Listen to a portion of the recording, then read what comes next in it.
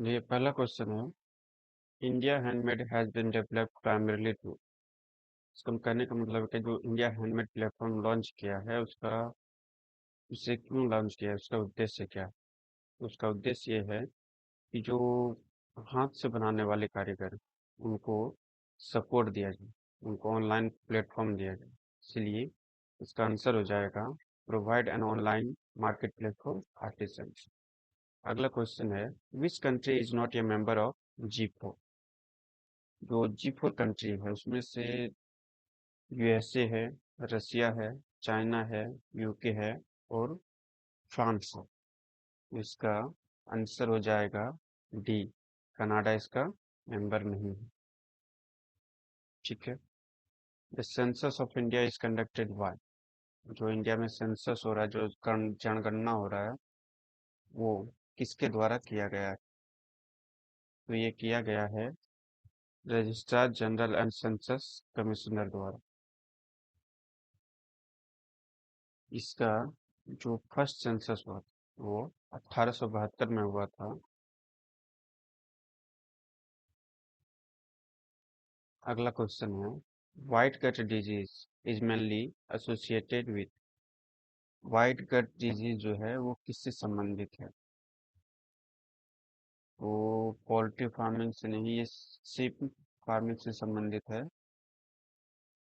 क्योंकि ये जो डिजीज है वो शिंप जो झींगा होता है उसको ही अफेक्ट करता है। तो इसका आंसर हो जाएगा शिंप फार्मिंग। अगला क्वेश्चन है, Indonesia is a member of. तो इंडोनेशिया इनमें से किसका मेंबर है। तो ये जो है इंडोनेशिया जो है आसियन का मेंबर है। अगला क्वेश्चन है, CRZ notification is issued under. CRZ इसका फुल फॉर्म जो होता है कोस्टल रेगुलेशन जोन होता है। ठीक है। इसका जो नोटिफिकेशन जारी किया गया है वो है इन्वायरमेंटल प्रोटेक्शन एक्ट 1986। अगला क्वेश्चन है, orange alert issued by IMD। जो IMD ने, इंडियन मेट्रोलॉजिकल डिपार्टमेंट ने जो ऑरेंज अलर्ट जारी किया है वो इसलिए किया है ताकि लोग तैयार रह सके। तो इसका आंसर हो जाएगा बी, प्रिपेयर्ड। अगला क्वेश्चन है, direct seeded rice is primarily promoted because it is. देखिए जो डायरेक्ट सीडेड राइस है इसमें क्या होता है, जो खेती जो पहले होता था वो जनरल तरीके से होता था, लेकिन डायरेक्ट सीडेड राइस में क्या होता है कि इसमें सिर्फ बीज का छिड़काव किया जाता है, बाकी उसमें जैसे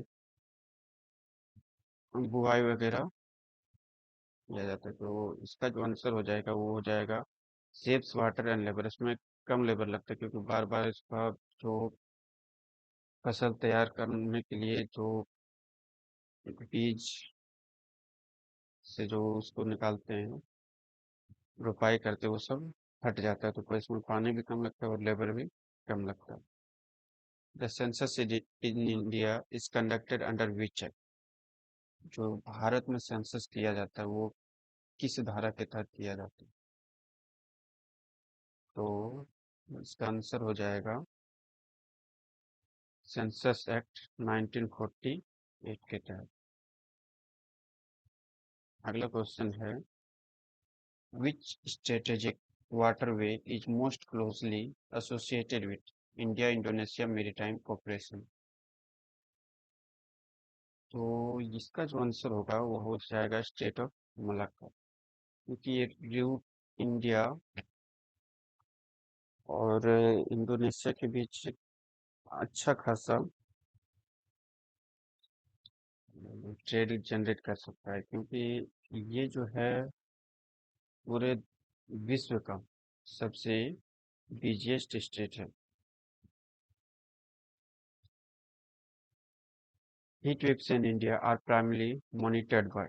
जो इंडिया में हीट वेव्स आते हैं वो किसके द्वारा मॉनिटर किया जाता है। तो ये जनरली मॉनिटर किया जाता है IMD द्वारा। IMD का जो पूरा फॉर्म फुल फॉर्म है वो है इंडियन मेट्रोलॉजिकल डिपार्टमेंट। अगला क्वेश्चन है, the Dalai Lama currently resides in. जो दलाई लामा है अभी फिलहाल कहाँ पे रह रहे हैं? तो इसका आंसर हो जाएगा धर्मशाला, जो कि हिमाचल प्रदेश में है। दलाई लामा तिब्बत छोड़कर 1959 में भारत आए।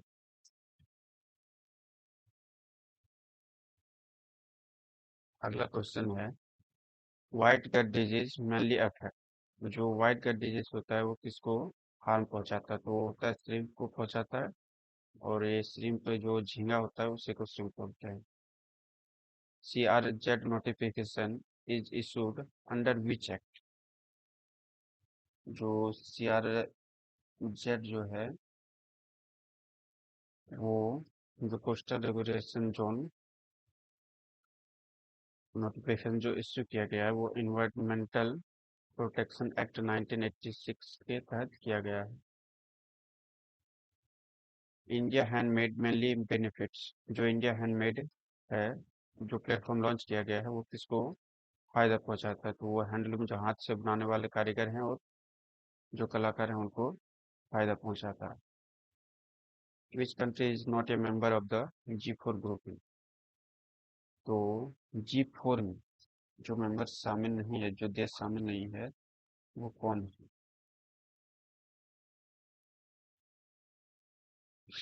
इसका आंसर हो जाएगा ऑस्ट्रेलिया, क्योंकि G4 में जो मेंबर है वो है इंडिया, जापान, जर्मनी और ब्राजील।